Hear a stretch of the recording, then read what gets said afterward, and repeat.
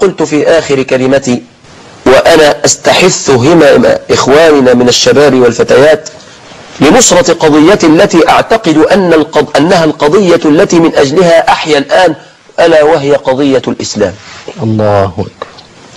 فبقول للناس مصر بلد رائدة. مصر لما قالت نعم للديمقراطية الدكتاتورية، كل البلاد اللي حواليها قالت نعم للديمقراطية الدكتاتورية. ومصر لما قالت نعم للاشتراكية كل البلاد قالت أمين. ومصر لما قالت نعم للرأسمالية وسفوا أموالنا كل البلاد اللي حوالينا خلت الشعوب على البلاط.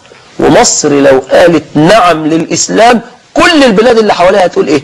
نعم للإسلام. قلب العالم. فوقت وجدت ولد جالي وقال لي يا شيخ علي أنا مرتبط وما بصليش وبشرب.